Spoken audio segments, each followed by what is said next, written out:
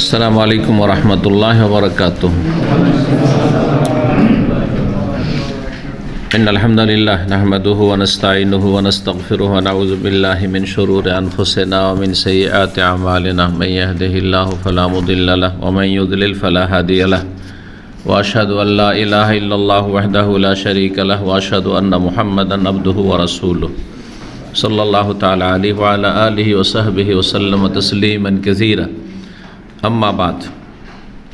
सम्मानित दीनी भातृमंडলী, আল্লাহ রাব্বুল আলামিনের প্রশংসা এবং প্রিয় নবী মুহাম্মদ রাসূলুল্লাহ সাল্লাল্লাহু আলাইহি সাল্লামের উপর সালাত ও সালামের পর আজ শনিবার 4 রজব 1443 হিজরি মোতাবেক 5 ফেব্রুয়ারি 2022 আমাদের আলোচনা শারহুস সুন্নাহ আকিদার কিতাব থেকে পর্ব নম্বর 47। আজকের বিষয়বস্তু শিয়া রাফেজি, যারা সাহাবায়ে কেরামদের শত্রু, যারা উম্মাহাতুল মুমিনিনদের শত্রু, তাদের কিছু ভ্রান্ত আকীদা সম্পর্কে বলছেন লেখক ইমাম আল হাসান বারবাহারি রহমতুল্লাহ আলাইহি, ওয়া বিদআতুন যাহারাত হিয়া কুফরুন বিল্লাহিল আযীম। বলছেন যে একটি বিদআতের উদ্ভব ঘটেছে, তাহলে সেই যুগটা ছিল তার জামানা, এমন একটা জামানা 4th শতাব্দী, যে তার কিছুদিন পূর্বেই এই গোমরাহি, এই কুফরি আকিদা এক শ্রেণীর মুসলিম দাবিদার, কিন্তু তারা শিয়া রাফেজি, তাদের মধ্যে সে ভ্রান্ত আকিদার উদ্ভব ঘটে, জন্ম নেই। বলছেন অবিদআতুন যাহারাত, এমন একটি বিদআত প্রকাশ পেয়েছে, হিয়া কুফরুন বিল্লাহিল আযীম, যেই বিদআতটি মহান আল্লাহর সাথে কুফরি, অর্থাৎ ঈমান ভঙ্গকারী বিষয়, শিরকি আকিদা, কুফরি আকিদা, বড় কুফর, বড় শিরক যদি থাকে তাহলে ঈমান ভঙ্গ হয়ে যায়। তাহলে বেদাত দুই রকম। কারণ আমরা সাধারণ মানুষ যারা আমাদের দেশের বা মুসলিম সমাজের, তারা মনে করে যে বেদাত মানে বেদাত গুনার কাজ, কিন্তু কুফরি নয়, এমনটা নয়। কিন্তু বেদাত দুই রকমের, বেদাতে মুকাফফিরা আর বেদাতে মুফাসসিকা। এমন বেদাত যার মধ্যে সে বেদাত থাকে তাকে কাফের করে দেয়, কাফের বানিয়ে দেয়। ঈমান ভঙ্গকারী বেদাত, ইসলাম ভঙ্গকারী বেদাত, তাহলে সে কাফের করে দেবে। আর বেদাতে মুফাসসিকা মানে এমন বেদাত যে বেদাত কাবিরা গুনাহে লিপ্ত করে, মানে কাবিরা গুনার কারণ, কিন্তু তাতে মানুষ ফাসেক হয়, মুফাসসিকা ফাসেক বানিয়ে দেয়, কাফের হয় না। দুটো উদাহরণ দিই তাহলে ভালো হবে। মাজার পূজা বেদাত, কিন্তু তার সাথে শিরক, শিরকটাও তো বেদাত। যতগুলি শিরক আছে সবই বেদাত। কারণ বেদাত মানে কি? ধর্মের নামে নব আবিষ্কৃত, ধর্মের নামে যা কিছু নতুন আবিষ্কার হয়েছে তা বেদাত। তো দ্বীনে ইসলামে আল্লাহ ছাড়া অন্যের ইবাদত, মাজার পূজা, এর কোনো অস্তিত্ব নেই। তাহলে যখন মাজার পূজা শুরু হলো, তো এটি ধর্মের নামে নতুন কিছু কি হলো? আবিষ্কার করা হইল, এই অর্থে বেদাত। আর যেহেতু সেটি বড় শিরক, আল্লাহর সাথে শরীক স্থাপন করা, সেই জন্য সেটি শিরক। কিন্তু যেমন নিয়ত পড়া, মিলাদ করা, সম্মিলিত মোনাজাত করা, যায় নামাজে দোয়া পড়া, সালাম ফেরার পর কপালে মাথায় হাত দেওয়া, হ্যাঁ, তারপরে নবীর নাম আসলে চুমো খাওয়া বা চোখে লাগানো হাত, তো এগুলো বেদাত। কিন্তু এই বেদাতগুলি গুনহার কারণ, মানুষকে ফাসে গুনাহগার বানিয়ে দেয়, কিন্তু কাফের মুশরিক বানায় না। আল্লাহ ছাড়া অন্যের কাছে চাওয়া, আল্লাহ অন্যের কাছে আশা করা, অসাধারণ আশা করা, যে আমাকে অলিয়া উলিয়া এটা দিতে পারেন, সেটা দিতে পারেন, আমার মনের বাসনা পূরণ করতে পারেন, এগুলো হচ্ছে বেদাত, কিন্তু মুকাফফিরা, শিরকি বেদাত, কাফের বানিয়ে দেয়। তো বলছেন যে এমন একটি বেদাত প্রকাশ পেয়েছে, হিয়া কুফরুন বিল্লাহিল আযীম, সেটি মহান আল্লাহর সাথে কুফরি।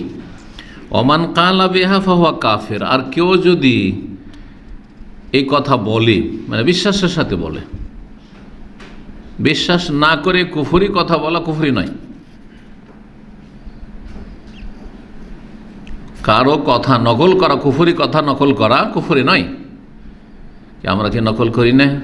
হ্যাঁ, যে কমিউনিস্টটা বলছে আল্লাহ নেই, তো আল্লাহ নেই কথাটা তো আমি বললাম, কিন্তু আমার কথা, আমার বিশ্বাস না, আমার কথা না, কার কথা?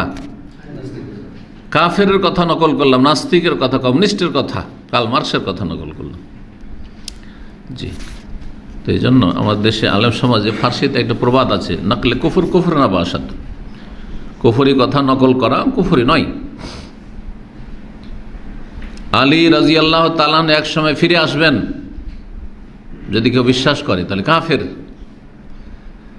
কেউ যদি বিশ্বাস করে বলে তাহলে কাফের, আর যদি বিশ্বাস না করে আর মুখে বলে, নিজের পক্ষ থেকে বলে, তো কুফরি কথা। আর যদি কারো কথা নকল করে, যে শিয়ারা বলছে, শিয়াদের আকীদা, শিয়াদের একটি ফিরকা, বরং অধিকাংশই ইসনা আশারিয়া যারা 12 ইমাম মে বিশ্বাসী, এই ইরানিরা, হুসিরা, তা এতে বিশ্বাসী যে আলী রাদিয়াল্লাহু এক সময় ফিরে আসবেন, অথবা দ্বাদশ ইমাম আত্মগোপন করে আসবেন। বহু ফিরকা রয়েছে, এক এক ফিরকার এক এক রকমের আকীদা রয়েছে, সবার আকীদা একরকম নয়। আহলে সুন্নাতের মধ্যে যত ফিরকা দল উপদল রয়েছে, তার চেয়ে তো অনেক বেশি শিয়াদের মধ্যে দল উপদল রয়েছে। গত সপ্তাহগুলোতে এগুলো আলোচনা করেছি। তো যাই হোক, এই বেদাতটি যা জন্ম নিয়েছে মুসলিমদের মাঝে, যারা নিজেদেরকে মুসলিম বলে দাবি করেছে, মুসলিম হোক আর নাই হোক, ওমান কালা বেহাদ, যারা এই কথা বলবে বিশ্বাস করে, ফাহুয়া কাফির, তারা কাফির হয়ে যাবে, বা যে বলবে সে কাফির হয়ে যাবে।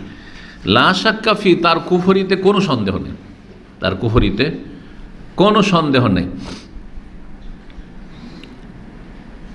কোনো একটা অপরাধের উপর হুকুম লাগিয়ে যদি বলেন যে এই কাজটি করবে সে কাফের, তো এটা ঠিক আছে। যেমন যে আল্লাহ ছাড়া অন্যকে সেজদা করবে সে কাফের, মুশরিক, বেনামাজি কাফের, মুশরিক, বেনামাজি কাফের। সে হাওয়ার পূজা করে, কুপ্রবৃত্তির পূজা করে, মনের পূজা করে, মন চায় না, নামাজ পড়ে না। মুসলিম আর কাফের মাঝে পার্থক্যকারী হচ্ছে 5 ওয়াক্ত নামাজ। কিন্তু যখন একজন বিশেষ ব্যক্তি অথবা কয়েকজন সম্পর্কে জিজ্ঞাসা করা হবে যে এই যে কয়েকজন আছে এরা নামাজ পড়ে না, এরা কি কাফের, এটা সহজে বলা যাবে না। এটা বলার জন্য বেশ কিছু শর্ত আছে, আর কিছু বাধা আছে। বাধাগুলি দূর হইতে হবে, শর্ত পুরা হইতে হবে। এটাকে আকীদার ভাষায় বলা হয় তাকফিরে মুআয়্যান আর তাকফিরে গায়র মুআয়্যান। নির্দিষ্ট ব্যক্তিকে কাফের বলে আখ্যায়িত করা, তাহলে তার জন্য কিছু শর্ত আছে, কন্ডিশন আছে। তাকে কাফের বলাতে কিছু বাধা আছে, বাধাগুলি দূর করতে হবে। আর তাকফিরে গায়র মুআয়্যান, অনির্দিষ্ট, হ্যাঁ, যারা বলবো যে আব্দুল কাদের জিলানী উদ্ধার করতে পারে, মুশরিক, কাফের, ঠিক আছে, কিন্তু এক লোক সামনে নিয়ে আসলে বলছে এই লোক বলছে আব্দুল কাদের জিলানী রোগ ভালো করতে পারে, এ কাফের মুশরিক কিনা? বলে তার আকীদা কুফরি আকীদা, তার আকীদা বড় শিরকি আকীদা, ঈমান ভঙ্গকারী আকীদা, সে কাফের মুশরিক কিনা একটু জানতে হবে। সে এটা কুফর শিরক এটা জানে কিনা, তার এলেম আছে কিনা, শর্ত, তার জ্ঞান আছে কিনা, তাকে জ্ঞান দেওয়া হয়েছে। তারপরে তার সংশয় আছে নাকি, সংশয় আছে, এখনও তার বিষয়টা বুঝতে সংশয় আছে, তাহলে তার শুবহাত সংশয় দূর করতে হবে। অজ্ঞতা দূর করলাম, তাকে জানিয়ে দিয়ে সংশয় দূর করলাম। তার উপর কে জবরদস্তি করেনি, হ্যাঁ, জবরদস্তি বলা হয়নি, সে স্বেচ্ছাই বলছে, এলেম আছে, সংশয় দূর করে দেওয়া হইলো, তাকে ভালো করে বুঝিয়ে দেওয়া হইলো, ক্লিয়ার করে দেওয়া হইলো। তারপরে যদি বলে যে না বড় পীর দিতে পারে, রোগ ভালো করতে পারে, ছেলে দিতে পারে, তাহলে সে কাফের। তখন বলা যাবে এই লোকটি কাফের মুশরিক। তো এই কথাগুলি সাধারণ জনগণ পার্থক্য করেন না, যার ফলে যাকে তাকে কাফের বলে দিতে, কোনো একজনকে বা একটি সম্প্রদায়কে কাফের বলা অত সহজ নয় ঢালাওভাবে। কিন্তু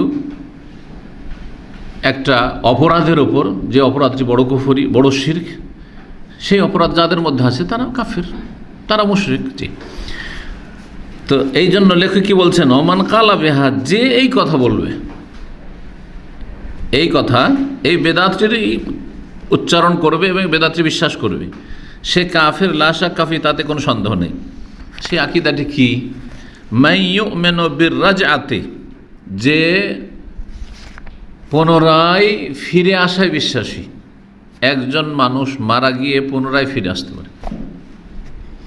হিন্দুদের একটা আকীদা আছে, হিন্দুদের আকীদা সবগুলি কুফরি আকীদা, তাদের ধর্মের যেসব আকীদা বিশ্বাস, কিন্তু তার মধ্যে এটা একটি কুফরি আকীদা। সেটা হচ্ছে, শুনেছেন বা পড়েছেন, হিন্দু মতবাদে পুনরাগমন। জি, পুনরাগমন মানে পুনরায় আসবে। মানুষ মরে যায়, মরে যাওয়ার পুনরায় তার প্রত্যেকের আগমন হয়। যদি ভালো মানুষ হয় তাহলে আরও ভালো মানুষ হয়ে আসবে, ভালো পরিবারে জন্ম নেবে।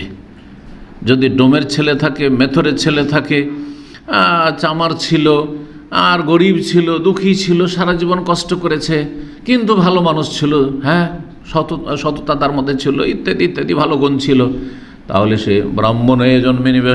হ্যাঁ, সে ধনী ঘরে জন্ম নেবে। কে সুখের জীবন পাবে আগামী জীবনে, কতদিন পরে আসবে তা জানি না, আসবে, আসতেই থাকে, আসে যায়, আসে যায়, মরে, আবার কিছুদিন পরে আবার পুনরাগমন হয়। একেবারে ডাহা মিথ্যা মতবাদ, অবাস্তব মতবাদ। আচ্ছা, এটা যদি চলতে থাকে সিলসিলা, তাহলে কেউ কি নিজেও জানতে পারবে যে আমি একসময় খুব কষ্ট করেছি, এটা আমার সাজা ছিল, হ্যাঁ সাজা ছিল, আর তারপরে এখন আমি ভালো হয়ে গিয়েছিলাম, যে এবার মরেছিলাম সেই জন্য এবার ব্রাহ্মণ হয়ে জন্মেছি, এগুলো বুঝতে পারবে? কিছু বুঝলো না। তো যেই ব্যক্তি বুঝলো না যে আমি অপরাধের শাস্তি পেলাম, যে ব্যক্তি বুঝতে পারলো না যে আমি অনেক ভালো কাজ করেছি সেই জন্য আমি এবার অনেক ধনী আর সচ্ছল রাজার পরিবারে জন্ম নিয়েছে, বুঝলো না, কী লাভ হইল? কিন্তু জান্নাতে জান্নাতীরা যাবে, জাহান্নামে জাহান্নামীরা যাবে। যে জাহান্নামে যাবে সেও বুঝতে পারবে, যে জান্নাতে যাবে সেও বুঝতে পারবে। আর যারা দেখবে যে এই যে জাহান্নামে গেল, এই জালেমগুলো, এই বেদিনগুলো, কাফেরগুলো, এই বেনামাজিগুলো, আর এই যে ভালো মানুষরা জান্নাতে গেল, মানুষও জানবে আর নিজেরাও অনুভব করবে, জানবে যে আলহামদুলিল্লাহ, আলহামদুলিল্লাহ আল্লাযী হাদানা লিহাযা। জি, তো দ্বীন ইসলামের আকীদা এত স্পষ্ট এবং এত যুক্তিসঙ্গত যে আল্লাহ রাব্বুল আলামিন সুবিচারে দাঁড়িপাল্লা আখিরাতের দিন কায়েম করবেন, সেটা সবাই দেখতে পাবে, অন্যরাও দেখবে, আপনিও বুঝবেন। কিন্তু এই হিন্দুদের ভ্রান্ত আকীদা, ভ্রান্ত বিশ্বাস, কিছুই বুঝান না। তো যাই হোক, হিন্দুরা তো এই বিশ্বাস রাখে যে প্রতিটি মানুষের এরকমটা হয়, পুনরাগমন হয়। কিন্তু শিয়াদের আকীদা শুনেন এইরকমই ধরনের এখানে, কিন্তু বিশেষ বিশেষ ব্যক্তি সম্পর্কে। তারা কারা আসছে? যারা বিশ্বাস করে মাইয়ুমিনুর রাজা, যে পুনরায় ফিরে আসে, পুনরাগমন হবে। কার? আলী রাদিয়াল্লাহু তাআলা। এক সময় আসবেন আলী রাদিয়াল্লাহু তাআলা, আসার পরে সারা পৃথিবীতে শিয়াদের রাজত্ব কায়েম হবে। আর ইসলামের সবচেয়ে বড় দুশ্মন হচ্ছে সুন্নিরা, হানাফি, শাফি, মালিকি, হাম্বলি, আহলেদি যত আছে সবগুলি ইসলামের সবচেয়ে বড় দুশ্মন। হ্যাঁ, সুতরাং এদের কে পানিশমেন্ট দেবে। আর নাউজুবিল্লাহ, এই আকীদা আছে যে আসবে, আসার পরে আবু বকর ওমরকে কবর থেকে উঠাবে, আর ওঠার পরে দুইজনকে ফাঁসিতে চড়াবে। জি, এসব শিয়াদের কিতাবে আছে। আর শিয়াদের বন্ধু আমাদের দেশে এক শ্রেণীর লোকেরা আছে, অথচ তারা নিজেদেরকে সুন্নি বলে থাকে, আর ইসলামের বড় বড় লেবেল লাগানো আছে তাদের ওপর। জি, তো ওয়াকুলু, এদের বিশ্বাস কি আলী ইবনে আবি তালেব হাইয়ুন, আলী ইবনে আবি তালেব জীবিত আছেন, জীবিত আছেন, কিন্তু আমরা দেখতে পাচ্ছি না। বলছে আত্মগোপন করে আছেন, আত্মগোপন করে আছেন। ওয়াসাইয়ারজিউ ক্বাবলা ইয়াউমিল কিয়ামা, কিয়ামতের আগে ফিরে আসবেন। আমরা যে কিয়ামতের মাঠে ফিরে আসবেন, কিয়ামতের আগে দুনিয়াতে ফিরে আসবেন। আলী সম্পর্কে আকীদা হয়ে গেল। তারপরে মোহাম্মদ বিন আলী সম্পর্কে আকীদা। মোহাম্মদ বিন আলীকে তার পরিচয়টা দিই। তিনি হচ্ছেন মোহাম্মদ বিন আলী ইবনুল হুসাইন ইবনে আলী বিন আবি তালেব, মানে বড় আলী, আলী বিন আবি তালেব চতুর্থ খলিফা। তার ছেলের নাম হচ্ছে হুসাইন, যে কারবালায় শহীদ হলেন। হুসাইন রাদিয়াল্লাহু আনহু নবী সাল্লাল্লাহু আলাইহি ওয়াসাল্লামের প্রিয় নাতি। আর হোসেনের ছেলে ছিলেন আলী, যাকে উপাধি বলতে বলা হয়তো জৈনুল আবেদিন। আমাদের দেশে জৈনুল আবেদিনের কিন্তু গজল আছে, হ্যাঁ, কিন্তু জৈনুল আবেদিন তো আমাদের দেশের লোকেরা বলতে জানে না, জয়নাল আবদিন। বাঙালিরা কি বলে? জৈনুল আবেদিন। জৈনুল মানে অলংকার, জিনত, আর আবেদিন মানে এবাদত গুজার, যারা এবাদতকারীদের অলংকার। তিনি এত এবাদত করতেন, সবসময় এবাদতে মগ্ন থাকতেন, দুনিয়ার কোনো খোঁজ খবর রাখতেন না। কারা খেলাফতে যাচ্ছে, কারা আমির ওমারা হচ্ছে, নেতৃত্ব পাচ্ছে, কোথায় কি হচ্ছে না হচ্ছে, এইসব নিয়ে মাথার ব্যথা নেই। যেমন হোসেন রাদিয়াল্লাহু তাআলা আনহু এমনটা ছিলেন না, যদিও তিনি হক পথে ছিলেন, কিন্তু তিনি দাবিদার ছিলেন যে আমি খেলাফতের হক রাখি, আমি রাসূলুল্লাহ নাতি। কিন্তু এই হোসেন রাদিয়াল্লাহু তাআলা আনহুর ছেলে আলী, এগুলোর সাথে কোনো সম্পর্ক নেই। দুনিয়ায় কে আসছে কে যাচ্ছে ওই সব নিয়ে মাথা ব্যথা নেই, সবসময় এবাদতবন্দিতে মশগুল। তার এই প্রচণ্ড মেহনতের সাথে এবাদত দেখে সেই যুগে তাবেঈনদের জামানায় তাকে লোকেরা উপাধি দিয়েছিলেন যে তিনি হচ্ছেন আলী জৈনুল আবেদিন। আলী বিন হোসেন, লাকাব উপাধি জৈনুল আবেদিন। জি, তার ছেলে মোহাম্মদ। তাহলে জৈনুল আবেদিনের ছেলে মোহাম্মদ, তাহলে হোসেনের নাতি, হোসেনের নাতি বা পোতা।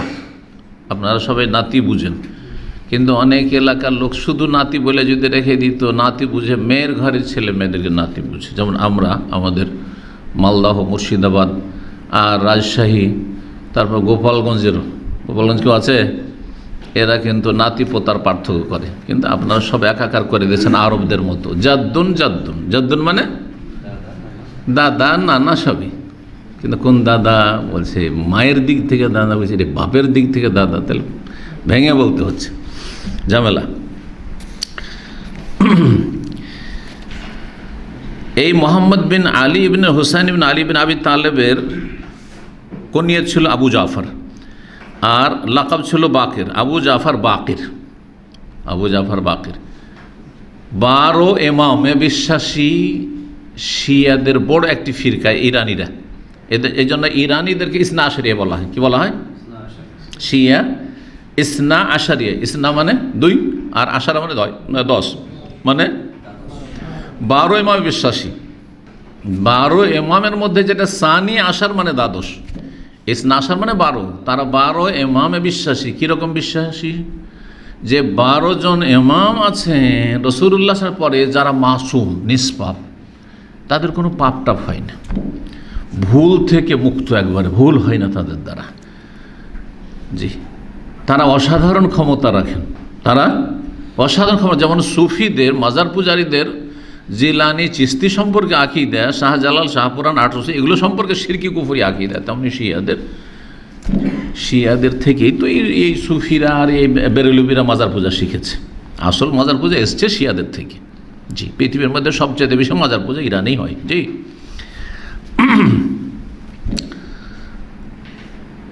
মোহাম্মদ বিন আলী উনি 114 হিজরিতে ইন্তেকাল করেছেন। 114 হিজরিতে ইন্তেকাল করেছেন। জৈনুল কি ওনার কুনিয়ত আবু জাফর, আর লাকাব হচ্ছে বাকির। জি, আর সৈয়দ ইমাম আল বিদায়া নিহাতে রয়েছে। আর তারপরে হ্যাঁ, তার সম্পর্কে এই আকীদা যে তিনিও ফিরে আসবেন আলী রাদিয়াল্লাহু তাআলার মতো, আত্মগোপন করে আছেন, ফিরে আসবেন। আর পৃথিবীতে, সারা পৃথিবীতে শিয়া খেলাফত কায়েম হবে, এমামত কায়েম হবে। সেই খেলাফত তারা বলবে না, কি বলে? এমামত।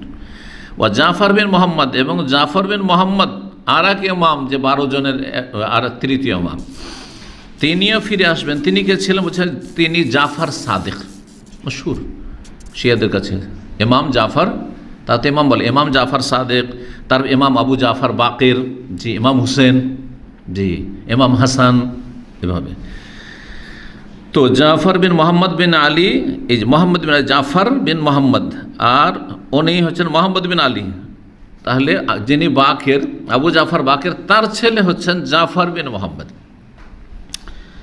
হোসেন রাদিয়াল্লাহু তাআলা আনহুর নাতি মোহাম্মদ, তার ছেলে হচ্ছেন জাফর। তার লাকাব ছিল সাদিক, ইমাম জাফর সাদিক। জি, তিনি 148 হিজরিতে ইন্তেকাল করেছেন। তিনিও ফিরে আসবেন কাদের ধারণা? শিয়া ইসনা আশারি রাফেজিদের বা ইমামিয়াদের। তারপরে বলছেন যে মুসা বিন জাফর, আর ইমাম মুসা বিন জাফরও ফিরে আসবেন রাহেমাহুমুল্লাহ জামিয়ান। তারা কিন্তু বেদাতি ছিলেন না, যেমন ইমাম আবু হানিফা রাহেমাহুল্লাহ বেদাতি ছিলেন না, কিন্তু ইমাম আবু হানিফার তকলিদের অনুসরণের দাবিদার প্রায় হানাফি, সব নকল হানাফি বেদাতি, আসল খাঁটি হানাফি একটিও না। বর্তমান যুগে সবগুলি নকল হানাফি, 2 নম্বর 3 নম্বর 4 নম্বর, হ্যাঁ 1 নম্বরে তো কেউ নেই, আর সবগুলি হচ্ছে জাল হানাফি। এই বিষয়টা নিয়ে যদি আলোচনা করি, একটু অনেক আগের আমার আলোচনা ছিল অডিও, তো তাহলে তখন বুঝবেন, কিন্তু মাঝে মাঝে সংক্ষেপে এই আলোচনাগুলি করি। আজকে আর ওইদিকে যাচ্ছি না, কারণ আমাদের আসল দাস শেষ করতে হবে। তো যাদের সাথে নিজেকে সম্পৃক্ত করা হয় তাদের সাথে আকীদা আমলের সম্পর্ক অধিকাংশ ক্ষেত্রে বেদাতীদের থাকে না। যেমন এবার আবু হানিফার নামের সাথে সম্পৃক্ত হয়ে নিজেকে হানফি বলছেন, কিন্তু আবু হানিফার আদর্শের সাথে আকীদার সাথে মিল নেই। আর ইমাম আবু হানিফা বলেছে সহিহ হাদিস আমার মযহাব, সহিহ হাদিস শত শত সহিহ হাদিসকে ছুঁড়ে ফেলে দিয়েছে, কারণ ফিকহের কিতাবে আমাদের ফতোয়া অন্যরকম আছে। তারা ফিকহের কিতাব মানে, তাহলে তো হাদিস মানেন না। আর ইমাম আবু হানিফা বলেছে আমি ফতোয়া দিলাম, কিন্তু এই যা সাখাল হাদিস ফাহমাদ সহিহ হাদিস আমার মযহাব, তাহলে আসল হানাফি কী করে হইলেন? তারপরে আবু হানিফা মাজারপন্থী ছিলেন নাকি? আবু হানিফা পীর ছিলেন না মুরিদ ছিলেন? তা আপনারা পীর মুরিদের ব্যবসা কেন করছেন? তাহলে আপনারা কিসের হানাফি? কয় নম্বরের হানাফি আপনারা? নকলের শেষ আছে?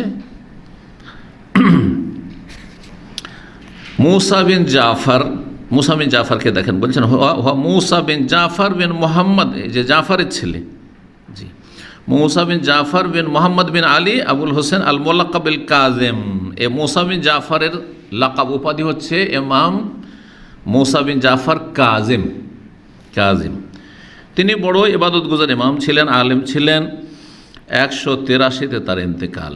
তিনিও ফিরে আসবেন শিয়াদের আকীদায়, আত্মগোপন করে আছেন। এরা সবাই ফিরে আসবে, আর ফিরে আসার পরে হ্যাঁ সব সুন্নিকে শেষ করে দিবে।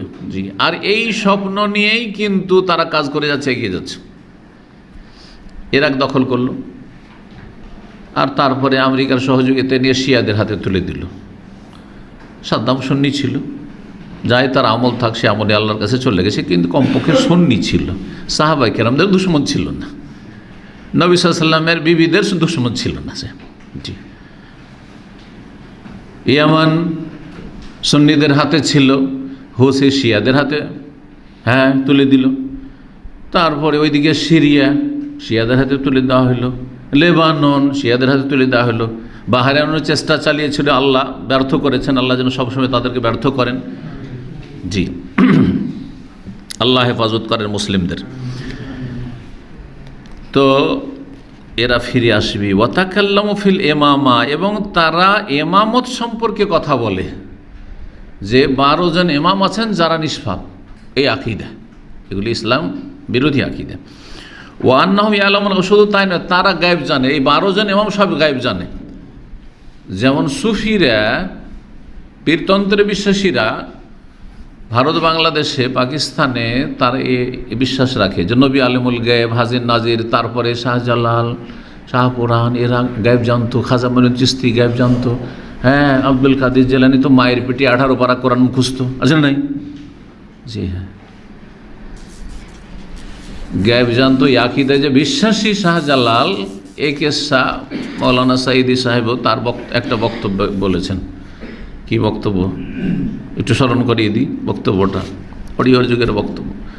এক বক্তব্য বলছেন যে শাহজালাল একদিন বলছেন তার এক ভক্তকে, মুরিদকে, যে যাও, সে মরক্কো থেকে, সুদূর মরক্কো থেকে ইমাম ইবনে বতুতা আমাদের দেশে বেড়াতে এসছেন, আর আসামের জঙ্গলে হারিয়ে গেছেন, যাও তোমরা খুঁজে নিয়ে এসো বা তাকে নিয়ে এসো। এই যে কিস্সাটা বয়ান করে দিলেন, আর এই কিস্সা যে জাল, এই কিস্সা যে শিরকি কিস্সা, কিছুই বললেন না। এটা জায়েজ বলো? একের সাথে শিরকি আকীদা রয়েছে। কোন দিক থেকে? 1 নম্বর, যে শাহজালাল আলেমুল গায়েব, অদৃশ্যের খবর রাখেন। নাহলে কি করে জানলেন যে আসামের জঙ্গল ইমাম ইবনে বতুতা এত দূর থেকে এসছে? ইন্টারনেটের যুগ ছিল, আর ফেসবুকে পড়েছে নাকি? কীভাবে জানলো? তাহলে আলমুল গায়েব শাহজালাল, ঠিক না? আচ্ছা, তারপরে শাহজালাল এটাও জানলেন যে কোন জায়গায় আছে। কারণ সিলেটের পাশে হচ্ছে আসামের জঙ্গল, আসাম, আর আসাম জঙ্গলের দেশ ছিল, এখনও পাহাড়ের দেশ। তো আসামের জঙ্গল থেকে যাও নিয়ে আসে ইমাম ইবনে বতুতাকে। এই যে সব বানানো কিস্সা আর শিরকি আকীদার কিস্সা, তো এগুলো কি প্রমাণ করে না যে এই সুফিরাও এতে বিশ্বাসী যে আমাদের পীরেরা আলেমুল গায়েব, আর আল্লাহ ছাড়া কাউকে আলেমুল গায়েব, গায়েব অদৃশ্যের খবর রাখেন, এইরকম এতেকাদ বিশ্বাস হচ্ছে কুফরি আকীদা, বড় শিরকি আকীদা। আল্লাহর রুবুবিয়াতে, আল্লাহর কাজে, আল্লাহর গুণে শিরক, জি, তাওহীদুল আসমা সিফাতে শিরক এবং তাওহীদের রুবুবিয়াতে শিরক, জি। তারপর উদ্ধার করতে পারে, এটা হচ্ছে আল্লাহর কাজে শরীক করা। তারা বলে যে তারা এই ইমামগুলো 12 ইমাম এরা গায়েব জানতো। ফাহজারহুম, যদি এইরকম কেউ আকীদা রাখে তাহলে তাদের থেকে সতর্ক, সাবধান থাকো, দূরে থাকো। জি, ফাইন্নাহু কুফফারুন বিল্লাহিল আযীম, কারণ তারা মহান আল্লাহর সাথে কুফরিকারী কাফের, কুফফার, তারা কাফের, বহুবচন কুফফার। ওমান কালা বিহাযাল কাউল, আর যে এই কথা বলবে, যে এই মত পোষণ করবে, ওমান কালা বিহাযাল কাউল, যে এই মত পোষণ করবে যে 12 জন ইমাম আছেন যারা নিষ্পাপ, যারা আলেমুল গায়েব, আর যারা দুনিয়া থেকে চলে গেছেন, মানে আত্মগোপন করে আছেন, তারা আসলে জীবিত আছেন, মরেও মরেননি, আর তারপরে তারা এক সময় ফিরে আসবেন আর এই করবেন সেই করবেন, এই সমস্ত কুফরি আকীদা। জি, এ মরেও মরেননি এটা সুফিরাও বলে, বরং তারা বলে যে ওলি আউলিয়া যারা, তারা চোখের আড়াল হয়ে আরও শক্তিশালী হয়ে যায়। এটা যত কেরামতি শোনা যায় সব মরার পর শোনা যায়। কেন? জিন্দাপীর তো আপনার দেশে মেলা আছে, আছে না? নেই? নেই? জনপুরি ভণ্ড, তারপরে চরমনাই ভণ্ড, সবই ভণ্ড, বেঁচে নেই। এদের কেরামতি কই? কিন্তু এদের ওই দাদা হুজুর, অমুক হুজুর, ও এত কেরামতি ছিল। উজানি সাহেব যে ছিলেন, ওনার কেরামতি ছিল। এই গঙ্গোহী সাহেবের এই কেরামতি ছিল। যারা মরে গেছে তারপরে সব কেরামতি জন্ম নিল। বেঁচে থাকা অবস্থায় কেরামতিগুলো তো না শোনাইতে হবে যে যে বেঁচে আছে অমুক পের, ওর কেরামতি দেখো। তো এসব আসলে ধোঁকাবাজি, এসব দিয়ে ধন সম্পদ লুটপাট করা। আল্লাহ সতর্ক করেছে সূরা তওবা, ইন্না কাসীরাম মিনাল আহবার ওয়ার রুহবান লা ইয়াকুলুনা আমওয়ালান নাস বিল বাতিল। অনেক ধর্মগুরু রয়েছে, অনেক পীর পুরোহিত রয়েছে, আহবার ও রহবান, লা ইয়াকুলুনা আমওয়ালান নাস, মানুষের ধন সম্পদ তারা ভক্ষণ করে, আত্মসাৎ করে, বিল বাতিল, অন্যায়ভাবে, প্রতারণা করে, ধোঁকা দিয়ে, কেরামতির দোহাই দিয়ে, আর কাশফের দোহাই দিয়ে, আর এই সেইয়ের দোহাই দিয়ে। জি, তোমাদের পাশে দাঁড়াবে, তোমাদের জন্য বিশাল বিশাল জাহাজ নিয়ে হাজির হয়ে যাবে, তোমাদের কোনো চিন্তা থাকবে না, শুধু মরি ধাও আর কিছু নজরে নিয়াজ পেশ করো, তোমাদের ধন সম্পদ খাওয়ার সব ধান্দা। জি, কোরআন সুন্নাহর আলেমরা এইসবের ধার ধারেন না। এই জন্য আহলে হাদিস মসজিদে চলে যান আর ভালো করে খোঁজ নিয়ে দেখেন, আহলে হাদিস মসজিদের, সালাফি মসজিদের ইমাম বেতন ছাড়া একটা পয়সা পায় না, কোনো বকশিস নেই, না কোরআন খানি আছে, না বকশানো আছে, না ওই মিলাদ পড়া আছে, না ওই আর কিছু আছে, কোনো ইনকাম নেই। পাশে একটা বেদাতি মসজিদে যান, ওর বেতন যদি 10,000 থাকে, 50,000-এর বেশি, তার লাখ লাখ টাকা সে আলাদা ইনকাম করছে। ভালো করে খোঁজ নিয়ে দেখেন। তাহলে বাতিল পন্থাতে এরা, এই সব মাদ্রাসা পড়ো, এরা ভালো করে জানে বাতিল পন্থাতে জনগণ আপনাদের ধন সম্পদ কারা খাচ্ছে, চিন্তা করুন। ধর্ম ব্যবসায়ী কারা, তারা চিন্তা করুন। জি, তারপরে যদি না চেনেন তো রবের কাছে জবাব দেবেন। তারপরে বলছেন কালা তৌমা ইবনে আমরিন, তৌমা ইবনে আমর তিনি কে ছিলেন? বলছেন যে তৌমা বিন আমর আল আমেরি আল কুফি, ইমাম ইবনে মাইন রাহিমাহুল্লাহ তাকে সেকা, নির্ভরযোগ্য বলেছেন। 168তে ইন্তেকাল, একজন আলেম সেই যুগের। ইমাম সুফিয়ান ইবনে উয়াইনা তিনি একজন মুহাদ্দিস ছিলেন। তারা কি বলেছেন? মান ওয়াকাফা ইনদা উসমান ওয়া আলী ফাহুয়া শিঈ, কেউ যদি উসমান এবং আলী রাদিয়াল্লাহু তাআলা আনহু সম্পর্কে আলোচনা করতে গিয়ে এখানে থেমে যায়, ওয়াকাফা মানে থেমে যাওয়া, এই বাক্যটির কোথাও ব্যাখ্যা পাওয়া যায় না কি বলতে চেয়েছেন। কিন্তু ফাহুয়া শিয়া, সেই ব্যক্তি শিয়া, তাহলে শিয়া যেই ব্যক্তি উসমান আলীর আলোচনা করতে গেল, কি ধরনের আলোচনা করে যে যাতে শিয়া হয়ে যায়। তার মানে লেখক যেটা বলতে চাইছেন যে উসমান রাদিয়াল্লাহু তাআলার মানহানি করে আর আলী রাদিয়াল্লাহু তাআলা সম্পর্কে অতিরঞ্জন করে। এটা কারা করে? জি, আলী রাদিয়াল্লাহু বাড়াবাড়ি। অথচ নবী করিম সাল্লাল্লাহু আলাইহি ওয়াসাল্লাম তার সাহাবায়ে কেরামগণ সিরিয়ালে যে নাম বলতেন আবু বকর, ওমর, ওসমান, তারপর আলীর নাম আসত, এবং সবাই এই উম্মতের সবচেয়ে শ্রেষ্ঠ রাসূলুল্লাহ পরে 1 নম্বরে আবু বকর, 2 নম্বরে ওমর, 3 নম্বরে ওসমান, আলী। যদিও কখনো কখনো ওসমানের জায়গায় আলীর নাম আসলো, কিন্তু এই নয় যে একজনের মানহানি করে, জি। তো কিন্তু আবু বকর, ওমর রাদিয়াল্লাহু তাআলা আনহুর সামনে কখনো আলীর নাম নিয়ে আসতো না কেউ, যে ওমরের চাইতেও সিনিয়র, আবু বকরের চাইতেও সিনিয়র, কেউ বলতো না এই কথা। এটা মনে রাখেন ভালো করে। তো কেউ যদি এখানে ওসমান আর আলীর কাছে এসে দ্বন্দ্বে জড়িয়ে যায়, না ওসমান ভালো লোক ছিল না, উনি নাউজুবিল্লাহ স্বজন প্রীতি করেছেন, মওলানা মওদুদি লিখেছে খেলাফত মুলুকিয়াতে, স্বজন প্রীতি করেছেন, নিজের আত্মীয় স্বজনকে বড় বড় পদ দিয়েছেন। আজকালকার নেতাদের সম্পর্কে এইরকম মন্তব্য করে এক শ্রেণীর লোকেরা, সেটা হয়তো মানায়, কারণ হচ্ছে বাস্তবে।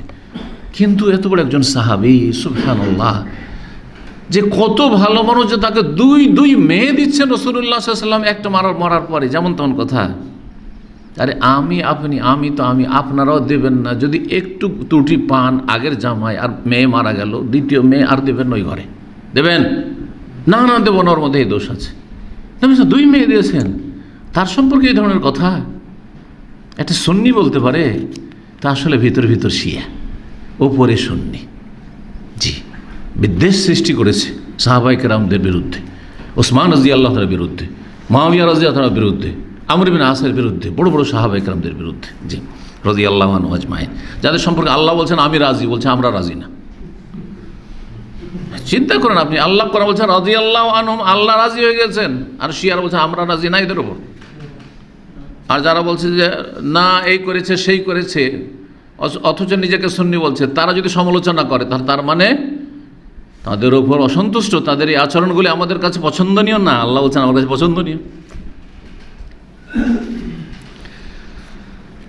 লা ইউআদ্দালু, যেই ব্যক্তি শিয়া মতবাদে বিশ্বাসী তাকে ভালো মানুষ বলা, লা ইউআদ্দালু, তাকে আদেল বলা যাবে না, মানে তাকে ভালো মানুষ বলা যাবে না। ওয়ালা ইউকাল্লামু, এবং তার সাথে কথা বলা যাবে না, কথা বলিয়েন না, কারণ ও আগুনের পাশে গেলে আগুন লাগতে পারে। ওয়ালা ইউজালাসু, তার সাথে বসা যাবে না। ওমান কাদ্দামা আলিয়ান আলা উসমান, আর কেউ যদি আলী রাদিয়াল্লাহু তাআলাকে উসমান রাদিয়াল্লাহু তাআলার ওপর অগ্রাধিকার দেয়, যে আবু বকরকে মানলাম, ওমরকে মানলাম, কিন্তু উসমান তৃতীয় খলিফা না, তৃতীয় খলিফা আলী হইতেন, তৃতীয় খলিফা আলী হইতেন, আলী উসমানের চাইতে উত্তম। এইরকম একটা ফিরকা দল শিয়াদের মধ্যে আছে, যেই ফিরকার নাম হচ্ছে তাফজিলিয়া। তারা তফজিল মানে ফজিল ও শ্রেষ্ঠত্ব দিয়েছে আলীকে উসমানের ওপর। এদেরকে জাইদিয়া বলা হয়। জাইদিয়া যে ইয়ামানে সবচেয়ে হালকা ভ্রান্ত আকিদার শিয়া হচ্ছে এই জাইদিয়ারা। এই হুসিদের পূর্বপুরুষরা জাইদি ছিল, কিন্তু হুসিরা যখন তাদের ঘনিষ্ঠ সম্পর্ক স্থাপন করলো ইরানি ইসনা আশারা চরমপন্থীদের সাথে, তখন তারাও চরমপন্থী হয়ে সাহাবায়ে কেরামদেরকে কাফের বলা শুরু করলো, সাহাবায়ে কেরামদেরকে পথভ্রষ্ট বলা শুরু করলো। তারপরেও তারাও শিয়াদের মতো ইরানিদের মতো গুমরাহ পথভ্রষ্ট হয়ে গেছে। তো কেউ যদি আলী রাদিয়াল্লাহু উসমানের ওপর প্রাধান্য দেয়, অগ্রাধিকার দেয়, সেও রাফেজি, মানে সেও রাফেজি, যে সুন্নাহকে, অনেক হাদিস রয়েছে যেখানে উসমানের নাম আগে এসছে, যে হাদিসে 10 জনকে জান্নাতের সুসংবাদ দেওয়া হয়েছে, আবু বকরিন ফিল জান্নাতে, ওমর ফিল জান্নাতে, ওসমান ফিল জান্নাত, 3 নম্বরে উসমান এসছে, ও আলিউন ফিল জান্নাত, 4 নম্বরে আলীর নাম এসছে। চিন্তা করেন তাহলে। ফাহুয়া রাফেজি, রাফেজি কাদ রাফাজা। কেন রাফেজি বলা? রাফাজা মানে ছুঁড়ে ফেলে দেওয়া, রাফাজা মানে কিছু ছুঁড়ে ফেলে দেওয়া। কেন রাফেজি বলা হবে? ফাকাদ রাফাজা আমরা আসহাবে রাসূলুল্লাহ সাল্লাল্লাহু আলাইহি ওয়াসাল্লামের সাহাবায়ে কেরামদের সিদ্ধান্তকে ছুঁড়ে ফেললো। ওসমান রাদিয়াল্লাহু তাআলা খলিফা হয়েছেন কিসের ভিত্তিতে? সাহাবায়ে কেরামদের সিদ্ধান্তের ভিত্তিতে। আবু বকর রাদিয়াল্লাহু তাআলা আনহুকে সাহাবায়ে কেরামরা কি করলেন? খলিফা নির্বাচন করলেন, খলিফা নির্বাচন করলেন। কিন্তু ইশারা ইঙ্গিত ছিল নবী সাল্লাল্লাহু আলাইহি ওয়াসাল্লামের। অসুস্থ হলেন, কাকে নামাজ পড়াইতে বললেন? আবু বকরকে। ইশারা ইঙ্গিত ছিল, মেলা আরও দলিল রয়েছে ইশারা ইঙ্গিতের। ওমর রাদিয়াল্লাহু তাআলা খেলাফতটা হয়েছিল যে আবু বকর সিদ্দিক রাদিয়াল্লাহু তাআলা তার নামকরণ করে দিলেন যে আমার পরে ওমরই খলিফা হবে। তাহলে এটাও শরীয়ত সম্মত, কারণ একজন হেদায়েত প্রাপ্ত খলিফা রাশেদ যোগ্য ব্যক্তির নাম নিয়েছেন, নিজের ছেলের নাম নেন, অথচ যোগ্য তার ছেলে ছিল। যদি একটু স্বজনপ্রীতি করতেন তো এমন কোনো অযোগ্য না আব্দুল্লাহ বিন উমর, অনেক বড় সাহাবী, নিজের ছেলেকে খলিফা বানিয়ে যেতেন। কিন্তু না, বরং রাস্তা বন্ধ করেছেন সবসময়। না না, আমার ছেলে না, আমার ছেলে হবে না। জি, ওমর। আর ওমর রাদিয়াল্লাহু তাআলা আনহু আবু বকর সিদ্দিক না, আবু বকর সিদ্দিকের ছেলে ছিল। আবু বকর সিদ্দিকের ছেলে আপনার আব্দুর রহমান ইবনে আবু বকর, জি, তিনি বড় ছিলেন। আর ওমর রাদিয়াল্লাহু ছিলেন আব্দুল্লাহ বিন উমর। জি, ওমর রাদিয়াল্লাহু তাআলা আনহু 6 জনের একটা শুরা কমিটি তৈরি, এই 6 জনের মধ্যে একজনকে তোমরা খলিফা বানাবে, কিন্তু আমার ছেলেকে না না না, খবরদার না, আমার ছেলেকে বানাবে না তোমরা, আমার ছেলে বাইরে থাকবে। তোমরা 6 জন যদি তিনজন 2 ভাগে ভাগ হয়ে যাও, তাহলে মাঝখানে তখন আমার ছেলের পরামর্শ নেই যে কাকে করা যায়। কারণ এইদিকে 3 জন, ওদিকে 3 জন, কেমন করা হবে? তাছাড়া ইসলামে গণতন্ত্র নাই তাহলে, নর নারী সবার সমান সমান অধিকার ভোটের, এটা ইসলামে নেই। তাহলে যোগ্য ব্যক্তি 6 জন সাহাবাকের মধ্যে সবচেয়ে যোগ্য ব্যক্তি, তাদের একটা শুরা কমিটি পরামর্শের জন্য তৈরি করে গেছিলেন। এইভাবে উসমান রাদিয়াল্লাহু তাআলা খলিফা হইলেন। তো উসমান রাদিয়াল্লাহু তাআলার পরে আলী রাদিয়াল্লাহু তাআলা খলিফা হলেন। 4 জন খলিফায়ে রাশেদ। জি হ্যাঁ, 30 বছর চলেছে এরকম। রাসূলুল্লাহ সাহাবায়ে কেরামদের সিদ্ধান্তকে ছুঁড়ে ফেলে দিলে যে ব্যক্তি বলে যে না 3 নম্বরে আলী হইতেন, এটা ঠিক, আর উসমান খলিফা হয়েছে, এটা ভুল, তাহলে তারা সাহাবায়ে কেরামদের সিদ্ধান্তকে মানল না। জি, এটিও একটি গুমরাহি। জি, যদিও কুফর না, কিন্তু গুমরাহি, বিদআত। ওমান কাদ্দামাল আরবাত আলা জামাতিহিম, আর যারা 4 জন খলিফাকে সাহাবায়ে কেরামদের জামাতের ওপর অগ্রাধিকার দিবে, যে সমস্ত সাহাবীদের মধ্যে সবচেয়ে শ্রেষ্ঠ 4 জন, আবু বকর, ওমর, ওসমান, আলী। ওয়া তারহাম আল বাকিন, আর বাকি যত সাহাবায়ে কেরাম রয়েছেন সবার জন্য রহমতের দোয়া করলো বা আল্লাহ সন্তুষ্টির দোয়া করলো। সাহাবীর নাম আসলে রাদিয়াল্লাহু আনহুম। জি, ওয়াকাফা আন জালালিহিম, তাদের ভুলভ্রান্তি যদি হয়ে থাকে সেগুলির ক্ষেত্রে মুখকে বন্ধ রাখলো, বিরত থাকলো, ভুলভ্রান্তি নিয়ে আলোচনা করবেন না। ছোটোখাটো ভুল বড় মানুষের যদি থাকে, মনে রাখেন এই ফর্মুলা, বড় মানুষ অনেক খেদমত রয়েছে ইসলামের, আর ছোটোখাটো ভুল রয়েছে, ছোটোখাটো ভুল রয়েছে, অনেক নেকি রয়েছে, তার পাহাড়ের মতো নেকি রয়েছে, আর সামান্য কিছু ভুলভ্রান্তি রয়েছে।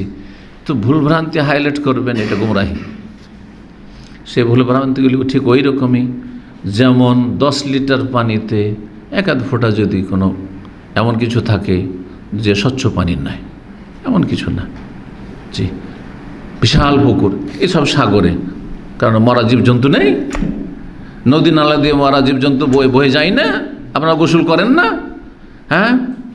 বড় বড় পুকুর আছে, যদিও পুকুরে খুব বেশি নাপাকি হইলে ধীরে ধীরে ধীরে ধীরে রং পরিবর্তন হয়ে যায়, কিন্তু নদী আছে, সাগর আছে, সেগুলো তো নাপাক বস্তু আছে। তো সামান্য কিছু ভুল ত্রুটি মানুষের হইতে পারে, ভুলের ঊর্ধ্বে মাসুম না, আম্বিয়া রাসূল ছাড়া কেউ মাসুম না। তো বলছেন যে যদি তাদের ভুল ত্রুটি হয়ে থাকে তো সেগুলি সম্পর্কে বিরত থাকলেন, কোনো মন্তব্য করবেন না। মন্তব্য করার অধিকার নেই যে না এটা তার করা ঠিক হয়নি, এটা ওনার ঠিক হয়েছে, ওনার ঠিক হয়নি, এই বিচার করার অধিকার কে দিল আপনাকে আর আমাকে? জি, ফাহু আলা তারিকাল ইস্তেমা, যেই ব্যক্তি, তাহলে আগে থেকে শুরু, প্রথম থেকে শোনেন, যেই ব্যক্তি সমস্ত সাহাবায়ে কেরামদের ওপর 4 জনকে অগ্রাধিকার দিল, আবু বকর, ওমর, ওসমান, আলী, আর তারপরে বাকিগুলোর জন্য দোয়া করলো, আর যদি কেউ ভুল করে থাকে ভুলগুলির সমালোচনা করলো না, তাহলে সে বা ওই ধরনের লোকেরা আলা তারিকাল ইস্তেকামা, সঠিক পথে আছে। এরাই হচ্ছে সত্যিকার আহলুস সুন্নাহ ওয়াল জামাআহ। এখন আপনারা কোন পথের পথিক আপনারা বুঝেন, কিন্তু আমি এর উপরে আছি চারজনকে সাহাবায়ে কেরামদের মধ্যে সবচেয়ে শ্রেষ্ঠ মনে করি, আর বাকিগুলোর জন্য দোয়া করি। হ্যাঁ, আর যদি তাদের ভুল ভ্রান্তি থেকে মুক্ত কেউ না, ছোটোখাটো ভুল হইতো, সামান্য ভুল থাকতে পারে কারণ, তো সেই ভুল যদি থাকে সেই ভুলগুলির সমালোচনা করার আমার অধিকার নেই। নিজের ভুল নিয়ে আমি ব্যস্ত, এটা হওয়া উচিত আমাদের। নিজের ভুলের শেষ নেই, আর পরের সামান্য ভুল হ্যাঁ ধরা পড়ছে আপনার চোখে, যে বড় বেয়াদবি এগুলো। জি, আলা তারিকাল ইসতিকাম আল হুদা, আর হেদায়েত রয়েছে ফি হাযাল বাব, এই মর্মে। অসুন্নাতু, আর সুন্নাত হচ্ছে আন্তা সাদা, সাক্ষ্য প্রদান করবে যে 10 জন সাহাবী আল্লাযীনা শাহিদা লাহুম রাসূলুল আন্নাল আশরা আল্লাযীনা শাহিদা লাহুম রাসূলুল্লাহ বিল জান্নাহ, 10 জন সাহাবায়ে কেরামগণ যাদের জন্য রাসূলুল্লাহ সাল্লাল্লাহু আলাইহি ওয়াসাল্লাম জান্নাতের সাক্ষ্য প্রদান করেছেন যে এই 10 জন জান্নাতে যাবে। আমার সাহাবায়ে কেরাম একটি হাদিসে বলেছেন আন্নাহু ফিল জান্নাহ, জান্নাতে যাবেন, লা শাক্কা, তাদের জান্নাতে যাওয়ায় কোনো সন্দেহ নেই। এটা আমাদের ইয়াকিন রাখতে হবে। আশরা মুবাশশার বিল জান্নাহ, তারা 10 জন জান্নাতে, নবী সাল্লাল্লাহু আলাইহি ওয়াসাল্লাম সুসংবাদ দিয়েছেন। তারা বেঁচে ছিলেন, জমিনে চলাফেরা করছেন, তাদের জীবদ্দশায় সাহাবারা জানতেন যে এরা জান্নাতে, নবী সাল্লাল্লাহু আলাইহি ওয়াসাল্লাম বলে দিয়েছেন। শুধু তাই নয়, নবী এই কথা বলে দিয়েছেন 313 জন বদরের যুদ্ধে যারা হাজির হয়েছে তারাও জান্নাতে, এই কথাও সাহাবারা জানতেন। শুধু তাই নয়, 1400 সাহাবায়ে কেরাম হুদাইবিয়ার সন্ধিতে সেই গাছের তলায় যে নবী সাল্লাল্লাহু আলাইহি ওয়াসাল্লাম শপথ করেছিলেন, হ্যাঁ, সেই বায়াতে শপথে যে হাজির হয়েছিলেন তাদের সম্পর্ক রাসূল বলে দিয়েছিলেন যে এরা সব জান্নাতি, এরা সব জান্নাতি। বরং কোরআনে আল্লাহ বলেছেন, সূরাতুল ফাতিহা রয়েছে, আল্লাহ সন্তুষ্টির কথা ঘোষণা, লাকাদ রাদিয়াল্লাহু আনিল মুমিনিনা ইয ইউবাইউনাকা তাহতাশ শাজারা, আল্লাহ ওই সব মুমিনদের উপর রাজি, সন্তুষ্ট হয়ে গেছেন যখন হে নবী তোমার সাথে তারা গাছের তলায় বায়াত করেছিলেন। আল্লাহই তো বলে দিয়েছেন। তারপরে বলছেন যে লা শাক, এতে কোনো সন্দেহ নেই যে তারা 10 জন জান্নাতি। এতটা শুধু বলেছেন, বাকি আগে জাননি, আমি বাকি আগেরগুলো বলে দিলাম। সমস্ত সাহাবায়ে কেরামরা ইনশাআল্লাহ জান্নাতি। জি, ওয়ালা তুফরিদ বিস সালাত আলা আহাদ ইল্লা লিরাসূলিল্লাহ সাল্লাল্লাহু আলাইহি ওয়াসাল্লাম। দেখেন সাহাবীদের নাম আসলে কি বলবেন? রাদিয়াল্লাহু আনহু বলবেন, রাদিয়াল্লাহু, আল্লাহ তাদের উপর রাজি হয়ে যান বা হয়ে গেছেন, দোয়া করছেন তার জন্য, আল্লাহ যেন রাজি হয়ে যান।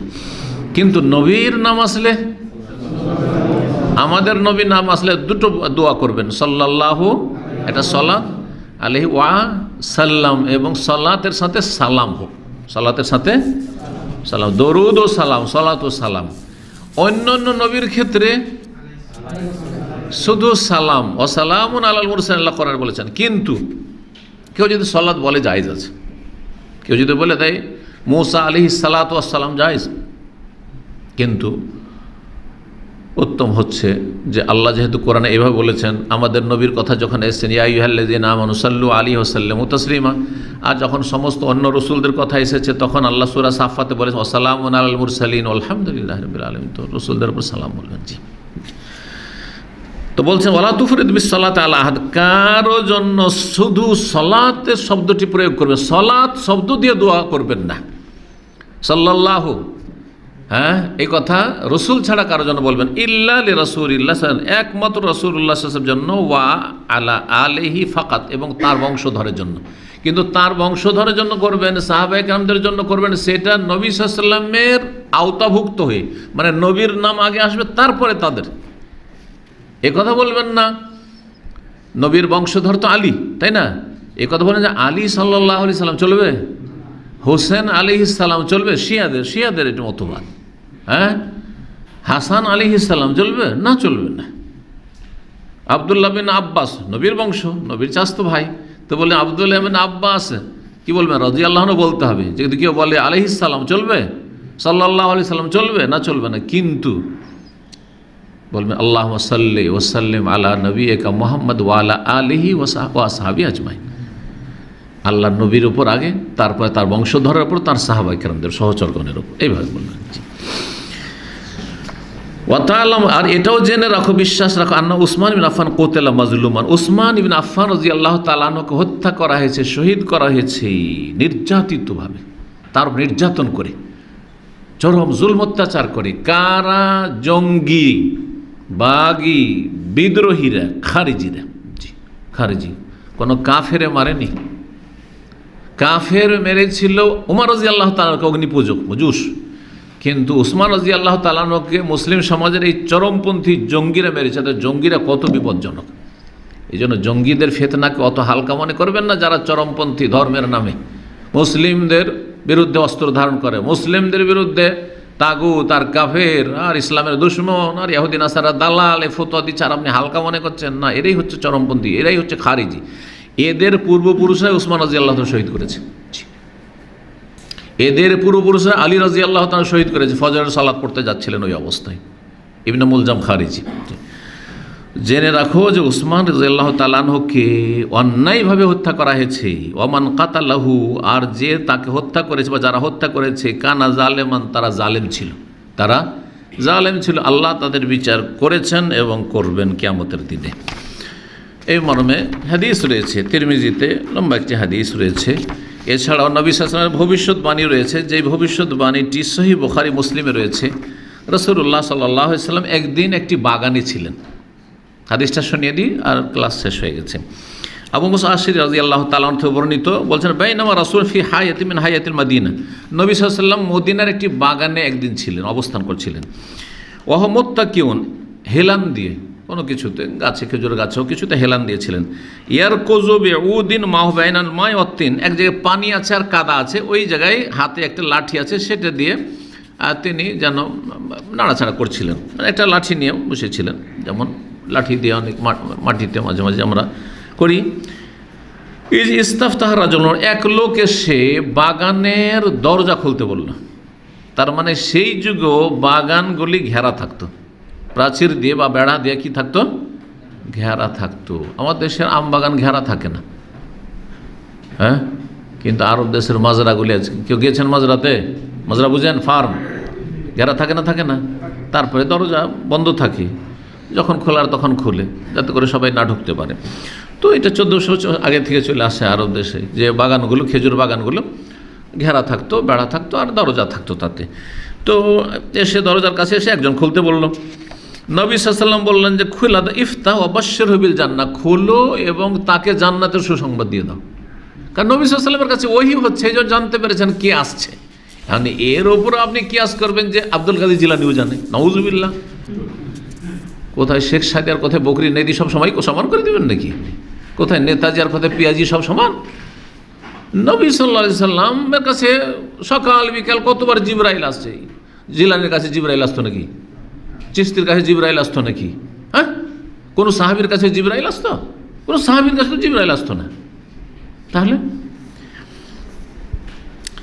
সুসংবাদেও জান্নাতের কালা ফায়দা, নবী সাল্লাল্লাহু আলাইহি ওয়াসাল্লাম বললেন যে জান্নাতের সুসংবাদ ওকে শুনিয়ে দাও আর দরজা খুলে দাও।